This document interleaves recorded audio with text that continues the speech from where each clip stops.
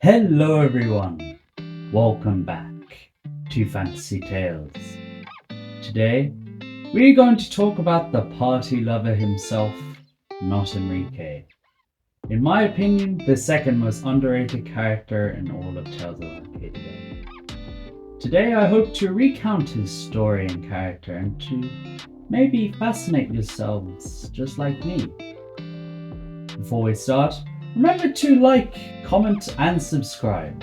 Lets me know you enjoy this content. Also, I have a second channel called Dream Games, where me and my brother play a number of crazy games and rage.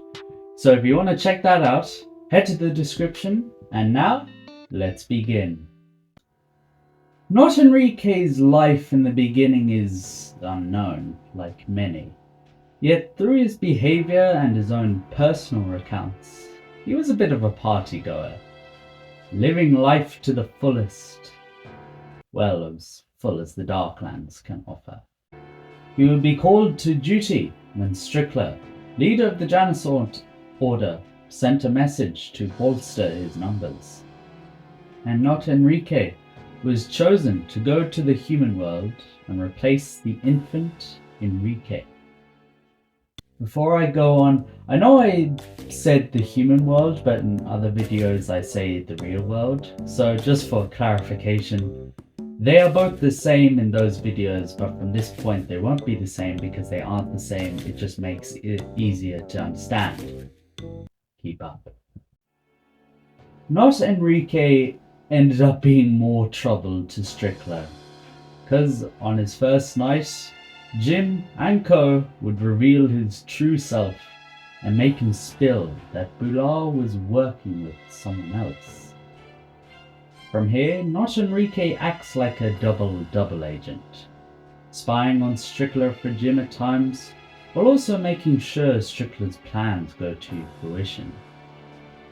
It is until the Angel-Rot arc that we see the true side of NotEnrique. Before, he had been closed off due to his alignment, but now that Strickler was gone, NotEnrique was able to become more of his own person, showing off a more caring side to him, best shown in mudslinging. Claire is called to his room by her mother in order to look after him, oblivious to his trollish nature. When she gets there, NotEnrique transforms and asks simply for a burger. Claire begrudgingly complies till she spots a picture of her brother and begins to cry. NotEnrique sees this and sympathizes with her situation, and decides to show her something. Your brother is what's known as my familiar. Changelings share a certain bond with them. It's good for this little trick.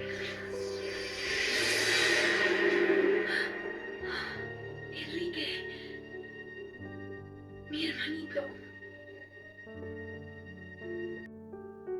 This scene shows his more light-hearted side and his willingness to do good for others, showing that he isn't actually bad, at least not a bad guy.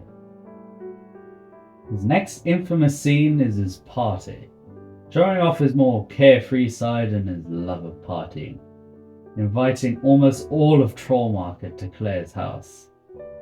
This, obviously, unnerves Claire and the two proceed to bicker throughout the night, until eventually he sees his selfish behaviour and mends his mistake, even offering to clean it all up. While not much development compared to some other characters, it does show more about a pretty small character. Hello everyone, Future Fantasy Tales here. I realized that during my edit, I forgot one important scene, or episode I should say, and I think it really does show the mentality of the changelings and why NotEnrique became a very much not my favorite character, but definitely a character I enjoy seeing on screen and happy to see when he got development. That is in season 2, when Enrique is returned to Claire's family, which means NotEnrique doesn't really have a purpose anymore. And when a familiar is returned to its family or the human world, the changeling loses its ability to change back into its familiar. Thus, NotEnrique is stuck as a changeling forever, and because of this he believes he needs to leave. And this is something that really displays how changelings view themselves. They don't see themselves as worthy to be around other people and only work off of the belief that others have for them, that they are just impure and not worthy of anything or any type of relationship, and because of that they need to be by themselves. Claire obviously sees this and talks him into doing one last mission, and that is to get the killer head pieces back to them in order to open it and get Jim out of the Darklands. Thanks to his help, they are successful, and during the mission he almost dies. I'm not joking, he almost drowns in the episode, and it's only because of Toby, of all people, that he survives. This is when NotEnrique became like a 5 out of 10 for me to a straight 7 or 8 out of 10 in character. It showed his commitment to the people who actually cared about him and what he would go to in order to help them. Sacrificing his own life seemed to be, well, he didn't really sacrifice his life, but he put his life on the line to help them, and he didn't really need to. As in his words, or in his actions, he is useless now. But to them, he is more useful than he was beforehand. After this, he mainly falls into mediocrity, appearing every so often to help fight or as a cameo. Until in the last episode of Trollhunters, he and Chomsky traveled to the Darklands in order to free the familiars. It was hard, but they were successful, and NotEnrique happily handed the children to Jim's mother.